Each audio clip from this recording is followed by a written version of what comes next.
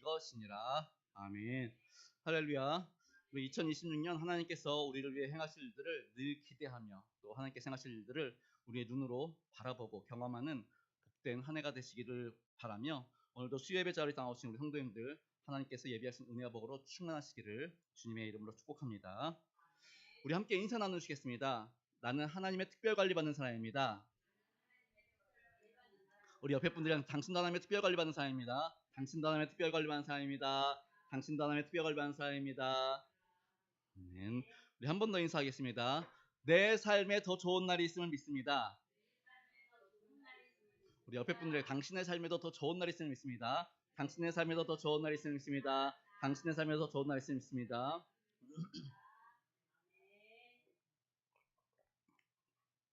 우리 지난주 말씀을 짧게 요약해드리면, 예수님과 대화를 나눈 사마리아 여인은 잠시 후 가져온 물 항아리를 버려두고 마을로 들어가는 것을 볼 수 있었습니다.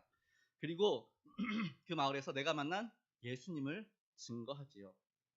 왜 그동안 사람을 피해 다녔던 이 여인이 갑자기 예수님을 증거하면서 사람들을 만나게 되었을까요?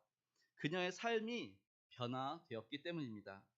항아리 없으면 물도 못 마시고, 그래서 항아리가 없으면 안 될 것 같았던 이 여인은 생명의 근원 대신 예수 그리스도를 만나고 정말 귀하고 소중한 것이 무엇인지 알게 되었고, 항아리도 버릴 수 있게 된 것입니다. 이것이 예수 그리스도 안에서 변화된 모습입니다. 그래서 우리 안에 있는 생각들, 우리 안에 있는 세상의 가치들, 세상의 즐거움들, 그리고 우리 안에 있는 욕심들은, 이 땅의 것들은 다 사라지고 예수 그리스도로 충만해지는 것, 하늘의 것으로 충만해지는 것, 이것이 바로 기독교에서 말하는 변화의 핵심입니다. 그래서 지난주에 말씀드린 게 그거였습니다. 사회의 변화는 사회 제도나 시스템에 의한 것이 아니라 한 사람이 변하면 됩니다 라고 말씀드렸죠. 마치 원자폭탄과 수소폭탄, 우리가 흔히 말하는 핵폭탄처럼, 원자폭탄은 어때요? 채소 단위인 원자가 결합할 때 생기는 폭발력, 수소폭탄은 반대로 그 원자가 깨질 때 생기는 그 에너지, 그 폭발력, 그게 인류 역사상 가장 큰 폭발력을 가진 겁니다. 그러니까 물질 세계의 최소 단위 원자, 이 원자가 막 돌아다니다가 깨집니다. 그러면은, 그러니까 물질 세계의 최소 단위니까 우리의 눈으로 보이지도 않아요, 얘네들은. 그치? 우리 세포도 안 보이잖아요. 그 세포 안에 원자가 있는 거니까 보이지도 않습니다. 그 보이지도 않는 이 원자라는 것들이 깨졌는데 그 폭발력이 어마무시한 겁니다.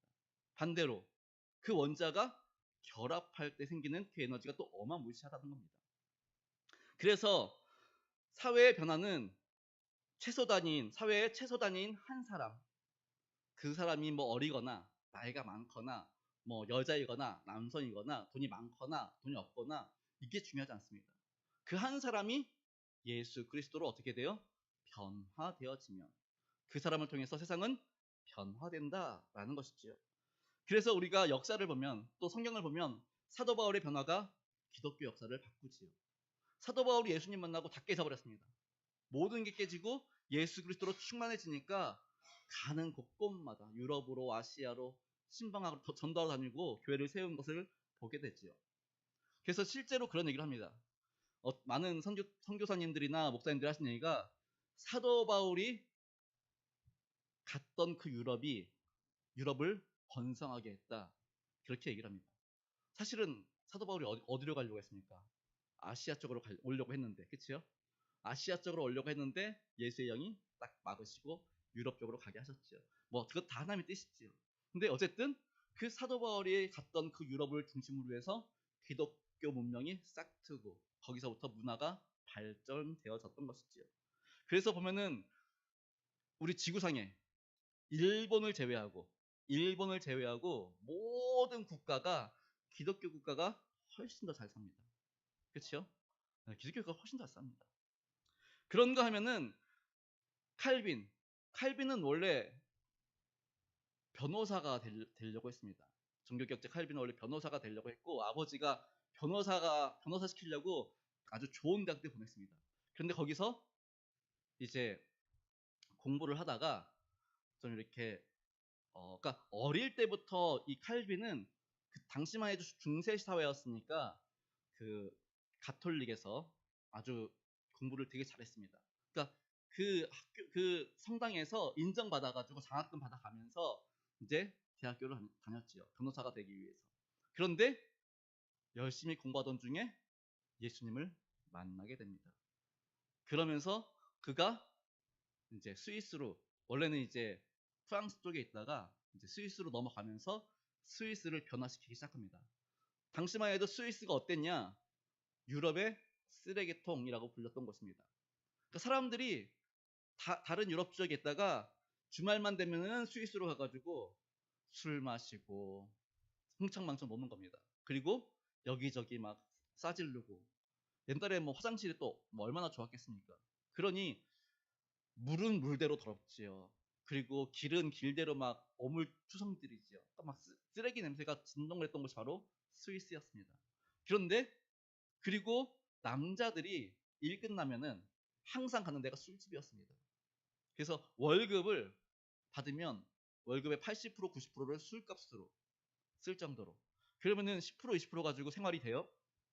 안 되지요. 그러니까 아이들은 맨날 쫄쫄 굶고 있지요. 그리고 아이들도 나가서 일을 해야 되지요. 그런 데서 무슨 공부를 하겠습니까? 공부할 시간이 어디 있습니까? 일해서 돈 벌어야지. 그게 스위스였습니다. 그런데 칼빈이 가서 이제 말씀을 전하면서, 여러분 이렇게 살면 안 됩니다. 우리가 일하는 이 직장이 하나님께서 우리를 보내주신 곳입니다. 그래서 우리의 직장도 하나님께서 우리에게 주신 그 복이기 때문에 열심히 해야 됩니다. 그러니까 직장에서 열심히 합니다. 그리고 남자들한테 막 교육을 시킵니다. 여러분, 당신들이 그렇게 술 마시고 생활비도 안 갖다 주고 그러면은 당신과 당신의 자녀들, 당신의 아내와 당신의 자녀들 똑같은 가난에 대물림하게 될 겁니다. 당신과 똑같은 삶을 살기 원하십니까? 막 자꾸 교육을 시키는 거예요. 그러니까 남자들이 이제 깨지기 시작하는 거예요. 그러면서 술집을 이제 안 가기 시작하는 거죠. 한 명, 두 명 안 가기 시작하니까 그 많았던 술집들이 하나씩 하나씩 없어지기 시작하고, 술집이 없어지니까 당연히 길거리는 깨끗해지기 시작하고, 그리고 술집을 안 가니까 생활비가 여유가 있지요. 그러니까 그 여유 있는 걸로 뭐예요? 아이들 교육시키고. 그러니까 사회가 어떻게 되겠어요? 변화되어지는 거죠. 그런가 하면 칼빈은 정치인들 만나가지고 정치인들과 더불어서, 이거는 기독교적이지 않습니다. 이거는 성경적이지 않습니다. 그래서 성경적인 것들을. 그래서 삼권 분립, 오늘날 우리 삼권 분립이라고 하는 그 시작을 칼빈이 만들어내기도 했습니다. 아무튼 칼빈 한 사람의 변화가 스위스를 변화시켰고 유럽을 변화시킵니다. 그런가 하면은 무디 잘 아시죠? 그 부흥사 무디. 이 무디 목사님의 변화가 유럽과 미국을 변화시켰습니다. 무디 이분이 원래 뭐 했던 사람이에요? 구두 닦는 사람. 그렇죠. 구두 닦기였어요. 근데 교회 학교에서 자기가 선생이 되고 싶다고 이제 간 거예요. 그래서 목사님 만나서, 목사님 제가 좀 신발 구두 닦는 수성공이지만 구두도 닦고 수선도 하지만 그래도 제가 아이들 좀 가르치고 싶습니다. 그랬더니 목사님이, 그러시면 직접 전도해서 아이들을 가르치십시오. 이렇게 시작된 겁니다. 근데 이 무디 목사님이 얼마나 잘했는지 막 가는 데마다 아이들 막 전도해가지고 막 부흥하는 거예요. 아이들이 그 반만 부흥하는 거예요. 막. 교회 학교가 막 100명, 200명 막 늘어나는 겁니다. 그리고 나서 이제 본격적으로 부흥사가 되어서 유럽과 미국을 다니면서 계속 부흥을 하시고, 그분이 왔다 간 곳은 부흥의 역사가 일어나게 되었죠. 그러니까 이 무디 목사님 한 사람의 변화가 미국과 유럽을 변화시키는 놀라운 역사가 있었던 것을 볼 수 있었습니다. 그런가 하면 오늘 본문의 이 사마리아 여인 마찬가지지요. 예수님 만나고 변화되니까 그동안 사람들 만나기 싫어하고 피하고 다니고 정말 상관도 안 하고 관계 맺지도 않고 그랬는데, 오히려 그들 가운데 찾아 들어가서 예수 그리스도의 복음을 증거하는 놀라운 변화를 볼 수 있습니다. 결국 하나님께서 원하시는 것은 사람의 숫자가 아니라 바로 한 사람의 변화라는 것이지요. 하나님께서는 세상을 변화시키기 위해서 우리 한 사람 한 사람을 변화시키길 원하십니다.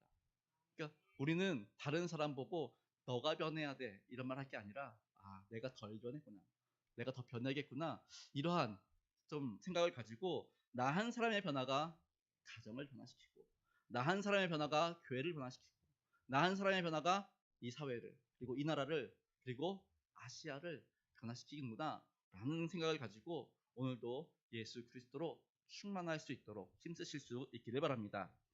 계속해서 변화된 사마리아 여인이 동네에 들어가서 사람들을 부르러 이제 가지요.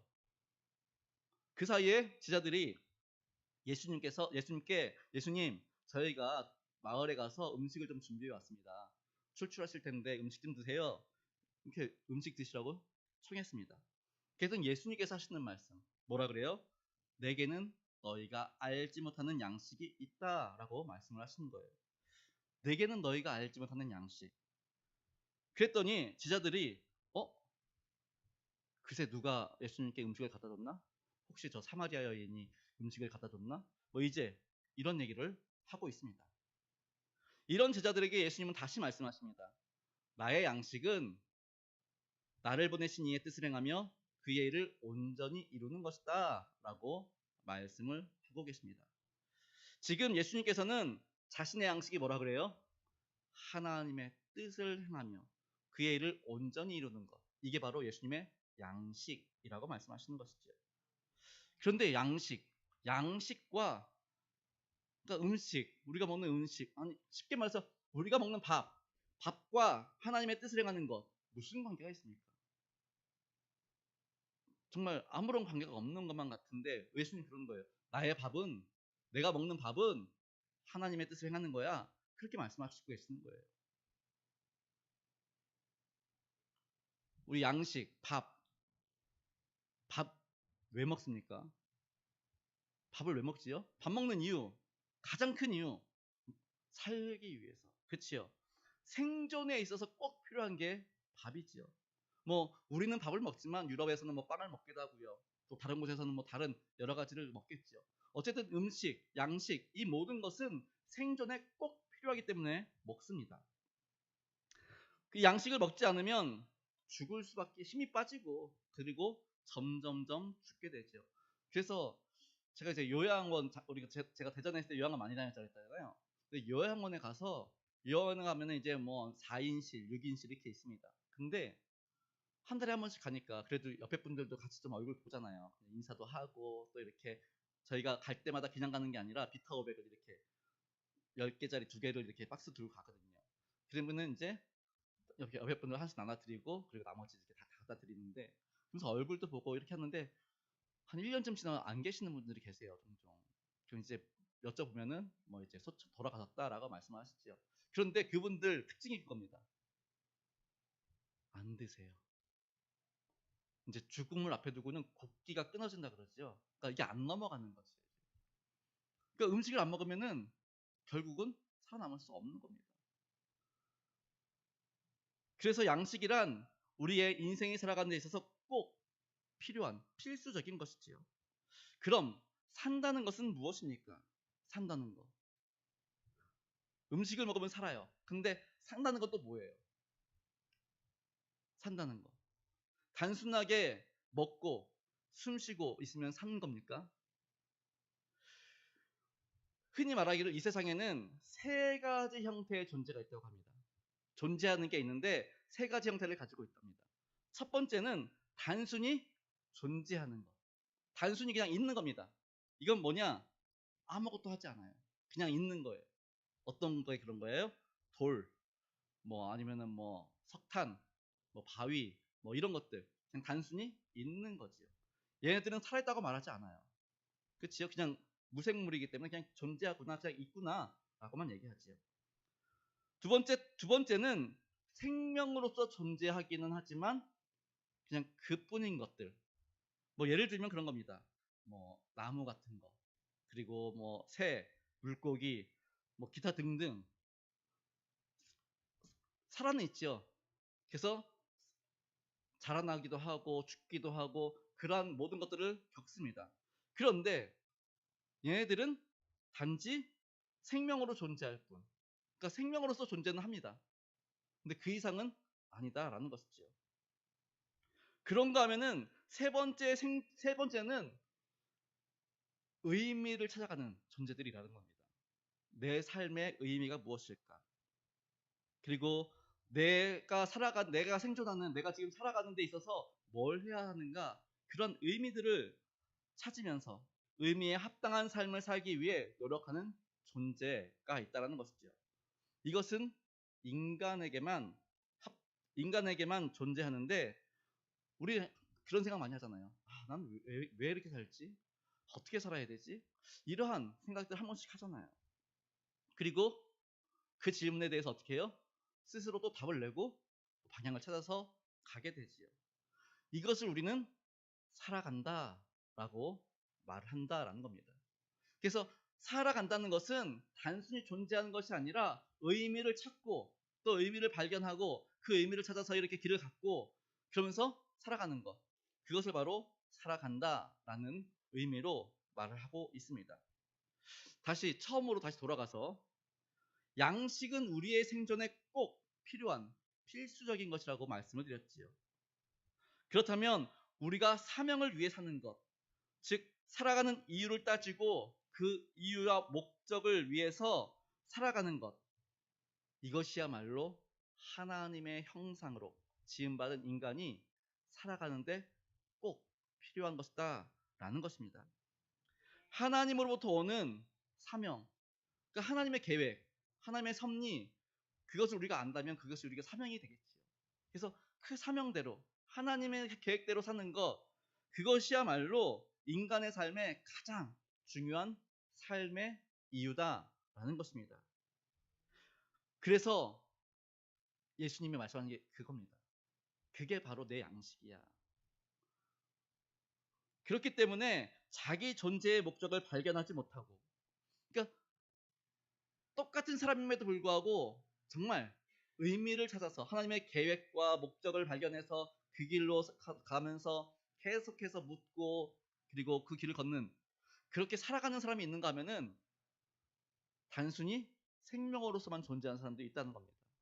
어떤 사람들이 그래요? 아무 생각 안 해요. 아무 생각 안 하고 아무 일도 안 하고 그냥 놀고 먹고 그냥. 이거는 사실 개돼지랑 크게 다르지 않은 거죠. 개돼지도 그 정도는 해요. 그렇죠? 그런데 사람은 어때요? 의미를 발견하고 내 삶의 이유가 뭐냐? 내가 어떠한 흔적을 남기고 할 것이냐? 이러한 것들을 계속 묻고 하나님께서 나를 향하신 뜻이 무엇일까? 내가 살아가는 이유가 무엇일까? 이것들을 물으면서 쭉 가야 되는데 이런 거 없이 그냥 하루하루 그냥 먹고 자고 싸고 그게 전부인 삶. 이건 살아가는 게 아니라 그냥 생명으로서 존재하는 그냥 동식물들이랑 크게 다를 바 없다라는 것이지요. 살기는 살되 사는 것은 아니다라는 것입니다. 결국 예수님께서 말씀하신 양식은 하나님이 나를 이 땅에 보내셨는데 내가 하나님의 뜻을 이루는 것이 당연한 거 아니냐. 아니 하나님이 나를 중보자로 그리고 구원자로 이 땅에 보내셨는데 내가 그 일을 이루기 위해서 살아가는 게 당연한 거 아니냐. 그게 나의 양식이야. 나의 밥이야. 밥과 마찬가지야. 그 말씀하시는 겁니다.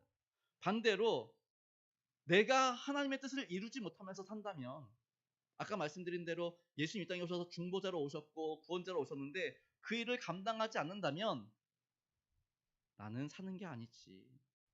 내가 이 땅에 온 이유가 없지. 지금 그 말씀하시는 겁니다. 그러니까 예수님이 하나님의 계획과 목적을 이루기 위해서 이 땅에 오셨고 예수님은 그 일들을 이루기 위해서 부단히 노력하고 힘쓰고 애쓰고 그게 바로 내 양식이야. 내 살아가는 이유야. 지금 그 말씀 하시는 것입니다. 그럼 예수 그리스도를 이 땅에 보내신 하나님의 뜻은 무엇입니까? 물론 여러 가지 대답을 할 수 있죠. 아까 전에 말씀드린 대로 구원자 또는 중보자 그 이야기들을 할 수 있습니다. 결국 이 모든 것을 하나로 말하면 생명을 살리는 일이라는 겁니다. 예수님께서 지금 왜 사마리아 동네로 들어가신 것입니까?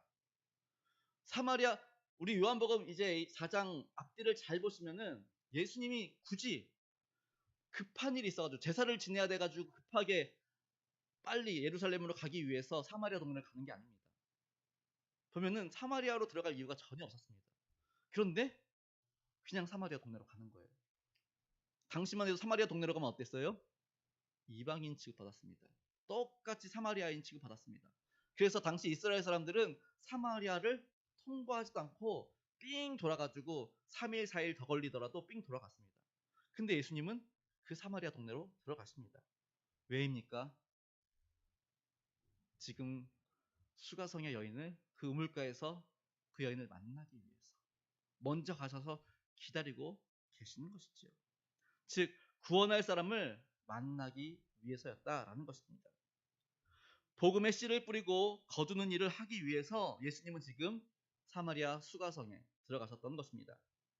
그래서 예수님께서 말씀하신 양식, 즉 생명을 살리는 일은 오늘날 예수 그리스도를 믿는 모든 성도들에게도 동일하게 적용되어지는 것입니다. 그래서 우리 역시 생명 살리는 일에 힘쓸 수 있어야 합니다. 씨를 뿌리고 거두는 일에 힘써야 한다라는 것이지요. 그러나 생명 살리는 일, 이거는 나 혼자 하는 거 아닙니다. 예수님도 제자들 전도 보낼 때 어떻게 합니까? 줄씩 짝지어서 보내지요. 그런가 하면은 사도 바울은 뭐라고 고백하느냐? 고린도전서 3장 6절부터 9절 말씀 우리 함께 읽어보도록 하겠습니다. 시작. 나는 심었고 아볼로는 물을 주었을 때 오직 하나님께서 자라나게 하셨나니 그런즉 심는 이나 물 주는 이는 아무것도 아니로되 오직 자라게 하시는 이는 하나님 뿐이시니라. 심는 이와 물 주는 이는 한 가지이나 각각 자기가 일한 대로 자기의 상을 받으리라. 우리는 하나님의 동역자들이요 너희는 하나님의 밭이요 하나님의 집이니라. 아멘. 사도 바울은 뭐라고 말하냐? 나는 심었고 아볼로는 물을 주었다고 합니다. 그러니까 당시에 고린도 교회에 어떤 문제가 있었냐? 나는 바울파야, 나는 뭐 베드로파야, 나는 예수파야, 나는 아볼로파야, 막 이렇게 편가르기가 있었습니다. 그러니까 아볼로가 최고야, 아니야 다 바울이 최고야, 아니야 예수가 최고야, 아니야 뭐 베드로가 최고야, 뭐 이런 거지 한마디로 말하면. 그래서 파를 나눈 겁니다. 그 사도 바울이 아니야. 그래서 고린도 교회에 계속 말하는 게, 야 우리는 한 교회야. 그 얘기를 많이 하지요. 그리고 오늘 말씀도 그 얘기입니다. 나는 심었고 아볼로는 물을 주었고 그리고 자라나게 하시는 분은 하나님이시고, 그 이야기하는 겁니다. 각각의 역할이 다르다라고 말하고 있는 것이지요.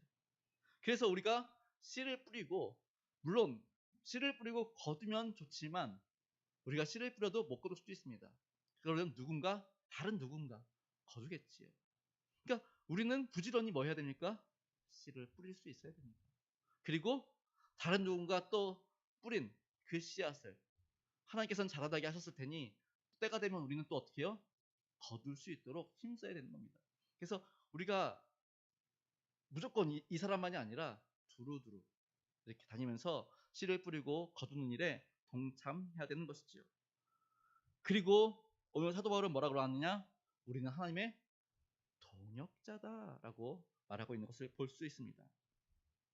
사랑하는 성도 여러분, 성도님들은 지금 어떻게 살아가고 계십니까? 단순한 생명으로 그냥 숨쉬고 먹고 쉬고 그렇게 살아가고 계십니까? 아니면 하나님께서 원하시는 뜻을 이루어가는 인생으로, 사명자로 살아가고 계십니까? 다시 한번 말씀드립니다. 이 세상을 살아가는 동안 우리의 참된 양식이 무엇인가 늘 고민해 보실 수 있기를 바랍니다. 예수님이 이 땅에 오셨는데, 정말 예수님께서 이 땅에 오셔서 하나님 나라를 증거하시고 죽어간 영혼을 살리고, 이게 당신의 사명인데 이거 안 하면 존재 의미가 없지요. 마찬가지로 우리가 이 땅에 하나님의 계획과 목적 가운데 부르심을 받고 이 땅에 보내심 받았는데 하나님의 뜻을 이루지 못하면 우리가 이 땅에 존재해야 하는 의미가 상실되고 말겠지요.